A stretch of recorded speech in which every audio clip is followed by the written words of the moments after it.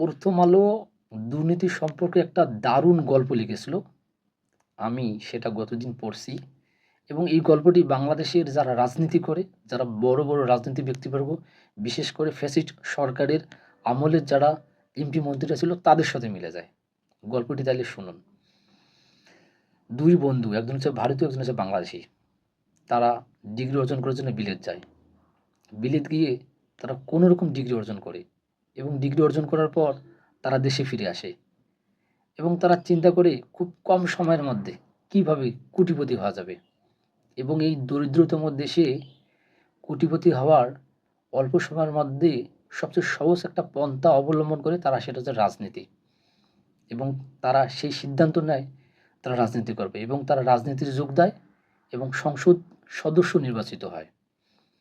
ঠিক ২০ থেকে ২৫ বছর পর ভারতীয় বন্ধুটা বাংলাদেশি বন্ধুকে তার দেশে বেড়ানোর জন্য আমন্ত্রণ জানায়।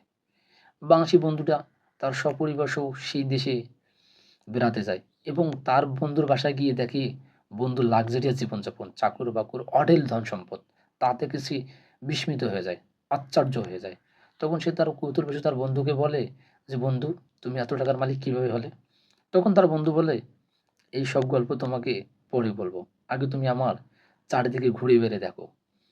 ঠিক কিছুদিন পর ফেরার পথে বিমানবন্দরে যাওয়ার সময় বাংলাদেশি বন্ধুটা কৌতূহলবশত আবার বলল, এবার বলো, কিভাবে তুমি এই টাকার মালিক হলা?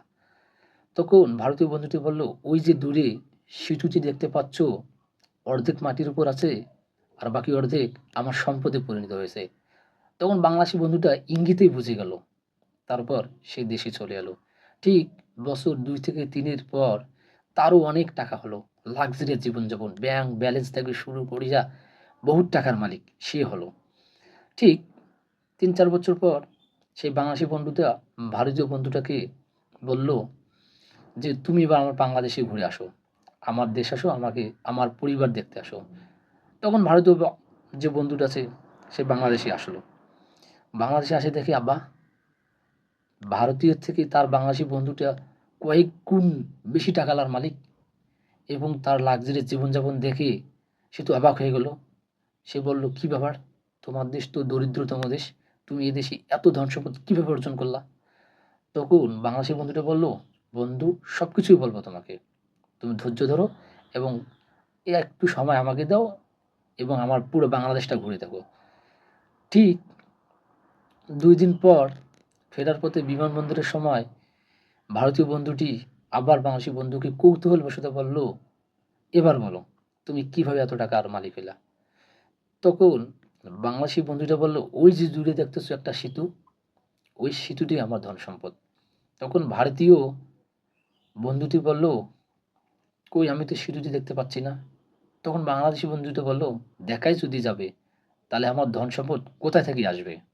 এই হচ্ছে বাংলাদেশের রাজনীতি। এবং এটা গল্পটি দারুণভাবে আমাকে ভালো লেগেছে এবং মন কেড়ে গেছে। কারণ হচ্ছে এই দেশের যারা ম্যাক্সিমামরা রাজনীতি করছে বিগত ১৫-১৬ বছর দেশটাকে লুটে-পুটে একদম গ্রাস করে ফেলছে। এই পদ্মা সেতুতে ৩৫ থেকে ৪০ হাজার কোটি টাকা তারা দেখিয়েছে এবং সেখানে বেশিরভাগ টাকাই তারা লুটপাট করে খেয়েছে। কত এদেশের কত সেতু যে তারা তৈরি করছে এইভাবে, আর কত কোটি টাকা যে তাদের পকেটে তারা রাখছে, ব্যাংক ব্যালেন্স করছে এবং সেই টাকা তারা এখন বিদেশে পাচার করে লাক্সারিয়াস জীবনযাপন করতেছে। এদেশের যদি একটি সেতু ১০,০০০ কোটি টাকা ব্যয় হয় বা বরাদ্দ আসে, সেইখানে তারা সম্ভবত হাই হইলে ৫,০০০ কোটি টাকা খরচ করবে, বাকি ৫,০০০ কোটি টাকা তারা পকেটে ধরে রাখবে। এই হচ্ছে বাংলাদেশের রাজনীতি এবং এই দেশে বড়লোক হওয়ার সবচাইতে সহজ পন্থা হচ্ছে রাজনীতি। রাজনীতি করতে পারলেই এদেশের মানুষ, এদেশের নেতা যারা আছে তারা সহজে বড়লোক হয়ে যায় এবং এটা আমার উদাহরণ এই ২০২৪-এর যে গণঅভ্যুত্থানের পর একের পর এক মন্ত্রীবর্গ, এমপি মন্ত্রীদের যে অর্থ কেলেঙ্কারি সেটাই কিন্তু আমরা পাচ্ছি বা দেখতে পাচ্ছি, তাদের যে অর্থ লুটপাটকারী সংবাদ।